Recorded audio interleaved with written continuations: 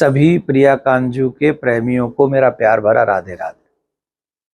श्रावण मास की शुक्ल पक्ष की पवित्रता एकादशी का जो व्रत है, जिसे पुत्रदा एकादशी भी कहा जाता है, कब है, इसका फल क्या है, इसका महत्व क्या है। जैसा आप सभी जानते हैं कि हम लोग एकादशी का व्रत वैष्णव लोग जो रखते हैं वो अपने इष्ट, अपने आराध्य को प्रसन्न करने के लिए रखते हैं। और उस व्रत को करने से हमारे आराध्य भगवान श्री प्रिया कांजू प्रसन्न होते हैं, नारायण भगवान प्रसन्न होते हैं, राम जी प्रसन्न होते हैं, आदि आदि। तो ऐसा हम क्या करें? एक बात याद रखिए, जो तपस्या का फल है, जो यज्ञ का फल है, जो बड़े बड़े यज्ञों का फल है, वो वैष्णवों को एकादशी के व्रत के फल से ही प्राप्त हो जाता है, एकादशी के व्रत से प्राप्त होता है। तो इसलिए प्रत्येक वैष्णव को मन से एकादशी का व्रत करना चाहिए। ये जो एकादशी का व्रत है, पुत्रदा एकादशी व्रत, ये व्रत जो है 27 तारीख को हम लोग करेंगे। 27 तारीख को ये व्रत रहेगा, एकादशी रहेगी। और इसकी कथा बड़ी सुंदर है। जिनके घर में पति पत्नी की नहीं बनती, उन्हें को व्रत करना चाहिए।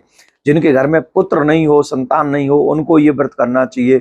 एक राजा थे, उनकी कोई संतान नहीं थी, वो बड़े उदास रहा करते थे। तो एक दिन सत्संग हो गया संतों के साथ में।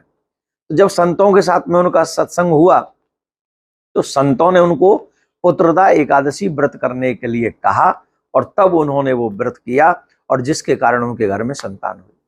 तो हम सभी को भी 27 तारीख को प्रिया कांजू को मनाने के लिए, प्रसन्न करने के लिए हमें ये व्रत करना ही चाहिए।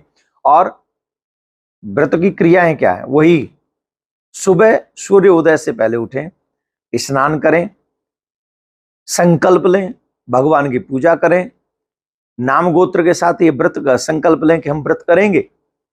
उसके बाद भगवान की पूजा करें। इस दिन दान पुण्य का भी बड़ा महत्व होता है। किसी ब्राह्मण को ये फलाहार कराएं, किसी जरूरतमंद को कुछ फल दें। एकादशी के दिन अन्न का दान नहीं करना चाहिए, इस बात को विशेषतः नोट कर लें। एकादशी को अन्न दान भूल से भी नहीं करना चाहिए। फल दान कर सकते हैं, वस्त्र दान कर सकते हैं, द्रव्य दान कर सकते हैं, गौ माता को भी हम चारा खिला सकते हैं, अन्न उनको भी नहीं खिलाएं। इन सब बातों का विशेष तौर पर ध्यान आप लोग सभी रखें। और दान पुण्य करके फिर रात्रि में संभव हो सके तो जागरण करें। अगर वो संभव ना हो तो भगवान का नाम भजन ज्यादा करें, सत्य को बोले, ब्रह्मचर्य का पालन करें, किसी को दुख न दें, झूठ न बोलें, क्रोध न करें, आदि आदि। इन नियमों का पालन करने से आपको एकादशी का बहुत बड़ा फल प्राप्त होगा, जो कि 27 तारीख को है। भगवान की पूजा, भगवान का स्मरण ही व्रत संपूर्णता को प्राप्त कराता है। तो इस बात को, इस वीडियो को ज्यादा से ज्यादा लोगों तक शेयर कर दें, जिससे सभी वैष्णव 27 तारीख को इस एकादशी व्रत का पालन करें और बहुत पुण्य को प्राप्त कर सकें। आप सभी के लिए बहुत बहुत आशीर्वाद, शुभकामना। राधे राधे।